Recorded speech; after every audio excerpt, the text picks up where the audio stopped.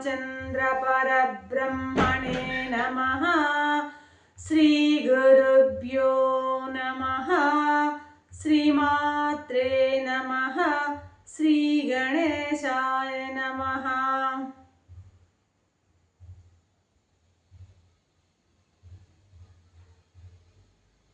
ప్రియాత్మబంధులారా, యోగ వాసిష్టం నిర్వాణ ప్రకరణము 497వ భాగం. మామూలుగా మానవులకు ఉన్నటువంటి పెద్ద జబ్బు ఏంటంటే, రోగం ఏంటంటే, ఎప్పుడూ ఆలోచిస్తూ ఉండడం. ఏదో ఒకటి ఎప్పుడు ఏదో ఆలోచిస్తూ సంకల్పం చేస్తూ ఉండడమే మానవులకు ఉన్నటువంటి గొప్ప వ్యాధి. ఎప్పుడైతే ఇలా సంకల్పాలు చేస్తూ చేస్తూ చేస్తూ ఉంటామో, ఈ సంకల్పాలన్నీ గట్టిగా బలం పుంజుకొని ఆ సంకల్ప బలంతో ఆ సంకల్పాలన్నీ కూడాను బాగా బలం పుంజుకొని సంసారం వచ్చి మన మీద దండయాత్ర చేస్తూ ఉంటుంది. ఈ ప్రపంచం సంసారం అంటే ఏంది? ఆ మనసు, అహం, మమతో చేసే లావాదేవీలే సంసారం కదా. ఈ లోపల ఉన్నటువంటి ఈ మనస్సు 24 గంటలు చింతన చేస్తూ చేస్తూ చేస్తూ ఆ చింతనంత బాగా బలం అయ్యే కొద్దీ ఈ సంసారం వచ్చి నెత్తిన పడుతూ ఉంటుందన్నమాట. కాబట్టి నేనేం చెప్పుకున్నావు, దుఃఖమైన సుఖమైన వాటికి అవే లేవు. నీవు దాన్ని దుఃఖమని భావిస్తే నీవు దుఃఖాన్ని పొందుతున్నావు, సుఖమని భావిస్తే సుఖాన్ని పొందుతున్నావు. అర్థమైందా? అసలు సుఖానికి దుఃఖానికి అస్తిత్వం అనేదే లేదనమాట. అస్తిత్వమే లేనటువంటి ఆ సుఖమైన దుఃఖమైన వాటికి అంత బలం ఎలా వచ్చింది? నిన్ను అతలాకుతలం చేసేటువంటి బలం సుఖానికి కానీ దుఃఖానికి కానీ ఎలా వచ్చింది అని ప్రశ్నిస్తే, దానికి మనమిచ్చేటువంటి బలమే. మన సంకల్పాలతో మనం బాగా దాన్ని బలాన్నిచ్చి, ఆ సుఖానికి దుఃఖానికి బలాన్నిచ్చి, ఆ సుఖము దుఃఖము మనపై దాడి చేసేటువంటి స్థితికి మనం తెచ్చుకుంటున్నాము. కాబట్టి ఈ సంకల్పాల వలననే ఎంతెంతగా ఆ సంకల్పాలను బాగా పోషిస్తావో, దాన్ని సపోర్ట్ చేస్తావో, అంతంతగా ఆ యొక్క ఆ సుఖ దుఃఖాలు సంసారం నీ పైన దాడి చేస్తూ ఉంటుంది. కొద్ది కాలమైనా సరే ఎటువంటి సంకల్పాలు లేకుండా, ఎటువంటి ఆలోచనలు లేకుండా ఉన్నట్లయితే ఊరగన కూర్చుంటే అది మహాసుఖం అనిపిస్తుంది మానవునికి. ఏ కొంచెం సంకల్పించినా సరే ఆ సంకల్పం కాస్త ఇంతింతాయి వటుడింతాయి అన్నట్టుగా మానవుడిని తలకిందులు చేస్తూ ఉంటుంది అనమాట. తలకిందులు అయిపోతూ ఉంటాడు. కొద్దిగా ఆలోచన ప్రారంభం అయింది అంటేనే అది ఉద్ధృతమయ్యి వాడిని తలకిందులు చేసి ఆ ఆలోచన సాగరంలో ముంచినంత వరకు అది నిద్రపోదన్నమాట. అసలు చెప్పాలంటే నీకున్న ఆత్మ బలం నీకు తెలియదు. అసలు ఆత్మకి ఎంత బలం ఉందో, ఆత్మ యొక్క శక్తి నీకు తెలియదు.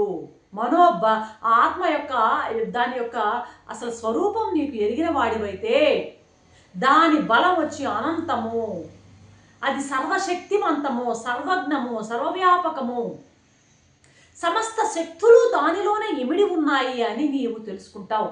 ఎప్పుడు దాని బలం నిజంగా నీవు ఎరిగిన వాడివైతే. ఆ సమస్త శక్తులని మనం ఉపయోగించుకోలేకపోతున్నాం, నెగ్లెక్ట్ చేసి పారేస్తున్నాం అనమాట. ఆ శక్తులన్నింటినీ వృధాగా మనం పాడు చేసుకుంటున్నాం, మనం వాడుకోవడం లేదు. ఎందుకంటే మన బలం మనకు తెలియదు, మన ఆత్మ యొక్క శక్తి అనంతమని మనకు తెలియడం లేదు, అది సర్వశక్తివంతమైనదని తెలియడం లేదు, సర్వజ్ఞమని తెలియడం లేదు, సర్వవ్యాపకమైనదని మనం మనకు ఎరుక లేదు.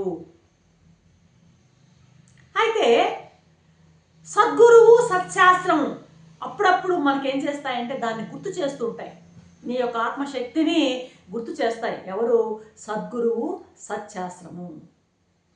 ఆ సద్గురువు బోధనల వలన సశాస్త్రంలో గ్రహించినటువంటి విషయాల వలన నీకు ఆ ఆత్మ యొక్క శక్తి నీకు గుర్తు చేసినప్పుడు అప్పుడు నీకు ఓహో ఆత్మ బలం ఇంత కదా అని గుర్తిస్తామన్నమాట.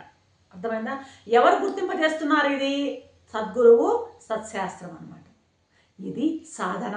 ఆ సద్గురువు ద్వారా, సత్శాస్త్రం ద్వారా ఆత్మ యొక్క శక్తిని, ఆత్మ యొక్క బలాన్ని, సర్వజ్ఞతను, సర్వశక్తివంతాన్ని, సర్వవ్యాపకత్వాన్ని అర్థం చేసుకోవడమే సాధన అన్నమాట. అర్థమవుతుందా? ఇక్కడ వశిష్ఠ మహాదేవుడు మనకి సాధన రహస్యాన్ని చెప్తున్నాడు. సాధన ఎలా, ఈ సాధన యొక్క చేసేటువంటి ఆ రహస్యం ఏంటో చెప్తున్నాడు వశిష్ఠ మహర్షి. ఏం చెప్తున్నాడు ఇక్కడ? మనకు కిటుకు చెప్తున్నాడు. ఏంటది? అంతా వాడిదే కదా అనుకుంటే, ఏది? ఆ చైతన్యం యొక్క విలాసమే కదా ఇదంతా, మాయా విలాసమే కదా, సచ్చిత్తుల విలాసమే కదా ఇదంతా అనుకుంటామనుకో, అంటే అర్థం ఏంటి? అలా మనం అనుకున్నాం అంతా వాడిదే కదా అనుకున్నప్పుడు మన మనసు మనదేమి లేదనుకుని మనం తేలిక పడిపోతాం. ఏదైనా వాడి వల్లనే కదా, సుఖమైన దుఃఖమైన వాడిదే కదా, ఇదంతా కూడా వాడిదే కదా అని మనం వాడిని ఎత్తిన పడేసామనుకో, అప్పుడు మన మనసు బాగా తేలిక పడుతుంది, మనసు ఖాళీ అవుతుంది. మనసు ఎప్పుడైతే ఖాళీ అవుతుందో అది తేలిక అవుతుంది మనసు, అమనస్క స్థితి. ఓకేనా? ఇదంతా పరమాత్మదే అంటే ఇక మనకు ఏ భావము ఉండదన్నమాట. ఇక అంతా పరమాత్మే. దుఃఖం వచ్చినా అది పరమాత్మదే, సుఖం వచ్చినా కూడా పరమాత్మ యొక్క స్వరూపమేగా భావించినట్లయితే ఇక మనకి ఏ భావము ఉండదన్నమాట. ఖాళీ అయిపోతుంది. ఏంటి ఖాళీ అవ్వడం అంటే? అమనస్కం. అమనస్కం అంటే ఏంటి? ఆలోచనలే లేని స్థితి. మనసు అంటే ఏంటి? ఆలోచనలు లేని స్థితిని అమనస్క స్థితి అంటాం అన్నమాట. ఖాళీ అయిపోవడం అంటాం అన్నమాట. మనసు అంటే ఏంటి? ఆలోచన చేయడమే కదా, ఆలోచనలతో నిండిపోవడమే మనసు అవుతుంది. ఆలోచనలు అన్నీ కదా ఖాళీ అయిపోతే అమనస్క స్థితి. ఇక బంధం దేనికి అసలు? శరీరానికా, లేకపోతే అవయవాలకా, బుద్ధికా, మనసుకి? ఏంటి బంధం అంటే? ఏది? దేనికి బంధం? బంధం అంటే ఏమిటి అంటే, నేను బద్ధుణ్ణి అనుకుంటే బంధం, నేను బంధించబడ్డాను అనుకుంటే అదే బంధం. ఇప్పుడు ఆ చైతన్యము నేను బంధించబడ్డాను అనుకోదది. ఎందుకంటే అది సహజంగా అది ముక్తం. అది అట్లా నేను బంధించబడ్డాను అనుకోదు కాబట్టి సహజంగా ముక్తం. అది వస్తువు, ఆ చైతన్యం సహజంగానే ముక్తం. కానీ జీవుడైన వాడు నేను బంధింపబడ్డాను అనుకుని బంధింపబడుతున్నాడు. మనం కూడా ఆ చైతన్యం లాగానే మనం కూడా ఏమీ లేదు, నేను ఎక్కడ బంధింపబడలేదు అనుకుంటే ఇక ఏముంటుంది? ఇక అంతా మోక్షమే. ఇక్కడ ఏమి జరుగుతున్నా సరే అంతా కూడాను ఆ చైతన్యం యొక్క స్పందమే అనేటువంటి దృఢమైనటువంటి ఆ యొక్క అనుభవానికి వచ్చినప్పుడు అంతా చైతన్యం యొక్క స్పందమే అనుకుంటే ఇక ఈ గుణాలే అన్నిటికీ కర్తలు, నేను కాదు అనుకుంటే ఇక నాకు కర్తృత్వం ఉండదు. కర్తృత్వం ఎవరికి ఉంటుంది? జడానికి ఉంటుంది కర్తృత్వం. కర్తృత్వం జడానికి ఉంటుంది. గుణాలు ఏంటి? జడాలు గుణాలకే కర్తృత్వం, నాకు కాదు అనేటువంటి ఆ దృఢమైనటువంటి భావనలో ఉన్నప్పుడు ఇక బంధం ఎక్కడా? ఈ కర్తృత్వం నాకు కాదు అని చెప్పి ఆ గుణాలవే మాయ తాలూకు త్రిగుణాత్మక మాయ, ఆ గుణాలవే ఈ బంధం అంతా గుణాల మీద పడవేసేస్తే ఆ ఒక రకంగా పరమాత్మని పడేసినట్టే. గుణాలంటే అవి మాయ యొక్క స్వరూపమే కదా, త్రిగుణాత్మక మాయ అనమాట. ఇదంతా ఈ కర్తృత్వం అంతా కూడా గుణాలకు సంబంధించిన దాన్ని పడేస్తే అప్పుడు ఇంకా ఖాళీయే.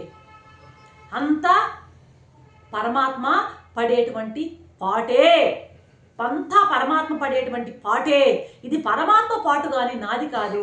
జడమైన అదే, చేతనమైన అదే, అన్ని రూపాల్లో ఉన్నది ఒకే ఒక శుద్ధ చైతన్యం మాత్రమే అని గన నువ్వు భావించినట్లయితే, అలా భావించడం మనకు చేసినట్లయితే, ఎందుకు అలా భావించడం అంటే తేలిక పడడానికి. మన బరువు ఒక నెత్తినేసేస్తే మనం తేలిక పడతాం అన్నమాట. మనం తేలిక పడ్డమే కావాల్సింది ఇక్కడ. కాబట్టి ఆ తేలిక పడ్డమే మోక్షం అన్నమాట. అర్థమవుతుందా? అసలు మనం ఎక్కడున్నాం? జీవులు ఎక్కడున్నాం మనం? అసలు మనం లేము, ఉన్నది వాడే పరమాత్మే. వాడికి ఉన్నది ఆ మాయాశక్తి. ఆ మాయాశక్తి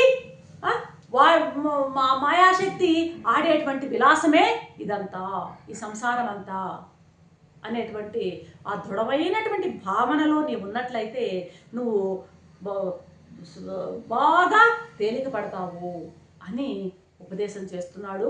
సాధన రహస్యాన్ని చెప్తున్నాడు వశిష్ఠ మహర్షి. రేపటి ఎపిసోడ్లో ఏం చెప్తాడో చూద్దాం. అంతవరకు సెలవు. సర్వం శ్రీరామచంద్ర చరణారవింద అర్పణం. ఓం శాంతి.